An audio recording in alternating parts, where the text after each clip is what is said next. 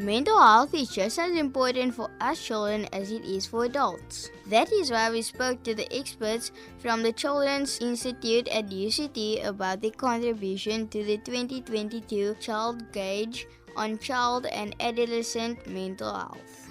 Stay tuned for educational entertainment right now on RX Radio. How has technology affected the way children learn and interact with the world?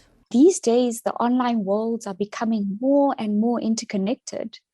Children are also connecting, playing, and learning with and from others across the world. So can you tell us more about how children in South Africa engage with the online space? When children between the ages of 9 to 17 years old in South Africa were interviewed, we found that the way children engage with the online space depends on things like their age, if they are a boy or a girl, how many phones or tablets they have, how their parents allow them to use the internet, and if there's internet at home, school, or the community. So, for example, those children who use the internet to look for information and have social media accounts tend to be older, and they tend to have more devices and Wi-Fi at home. Those children who take part in online gaming tend to be younger. Gaming seems to be quite popular among the boys. But there's also a dark side to the internet. Half the South African children in this study said that they have seen adult websites containing sexual content. And 1 in 3 children said that they had seen a lot of violent content and hate speech or hurtful messages that were directed to a group of people. What effect does digital technologies have on children's mental health? Well, the link between using digital technology and mental health it's not such a straightforward one. There may be many reasons why children are feeling sad, anxious, or depressed. There are some children that have reported that using social media when they are feeling depressed or stressed or anxious actually makes them feel better because they can connect with others who are going through a similar experience. Others say that they feel inspired by other people's stories, and even the humor helps them shift their mood. But others say that being on social media or going online can sometimes make them feel worse. So, for example, just as being bullied in the real world or offline, being bullied online can also leave people feeling isolated and alone, feelings of being left out or less than others. So telling young people who are depressed to stay off the internet and social media may not always be the wisest thing. While, it's quite useful advice for some, for others, it might actually be cutting them off from a critical lifeline, a connection to advice, information, inspiration, support, and education. What positive effect can social media have on children? In general, we have seen that the internet has been a lifeline for children, especially during the pandemic, allowing them to still connect with their friends and go to school. Children can now find online communities and connect with others based on their hobbies or shared experiences, not just in your community, but across the world.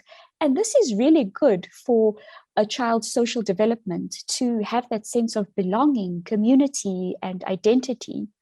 Young people are also using social media to make powerful changes in the world, like the Black Lives Matter movement and the climate change movement. So how can us children be kept safe online? So I would highly recommend children and parents to visit the website www.webrangers.co.za and get more tips on how to use the internet responsibly. Some tips that I can share with you right now is never actually share your passwords other than with your parents, and take the same lessons that your parents have taught you and apply them online. So don't agree to get together in person with anyone you met online without parental approval or supervision. Don't respond to threatening messages or posts. Always tell a parent or a trusted adult about anything that you found online that was scary or hurtful. There's also a lot of information out there and you can't believe everything that you see or hear about. So what the Web Rangers have developed is something called the CRAP test. And this is what you can use to check if content is credible. So C is for currency, or how recent the information is. R is for reliability. Does the creator of the content give references or data that is real? A is for authority. Who is the creator and what is their knowledge on the topic? And P stands for purpose, which means, are these facts or are they just opinions? Okay, so what advice would you give to children who spend a lot of time online? Okay, so it's not about how much time children spend online, but what is it that they are actually doing online? With everything in life, balance is key. So if children are using the time online to learn, to be creative, to connect with their friends, then these are really good things for a child's development. But if the time online is becoming disruptive and it's disrupting all of the other important activities in your life, like sleep and homework, then one needs to have a better balance in life. I think parents can also take an active role in your children's online activities and pick up on some of these warning signs. Thank you for listening to this interview on 2022 Child Gauge on child and adolescent mental health. We hope that you learned something new about the importance of taking care of our mental health. This was put together by Oryx Radio, a radio station by and for children at Red Cross War Memorial Children's Hospital. If you'd like to find out more about the Child Gauge interviews, visit our YouTube channel or head over to the Children's Institute website at www.ci.uct.ac.za. That's www.ci.uct.ac.za.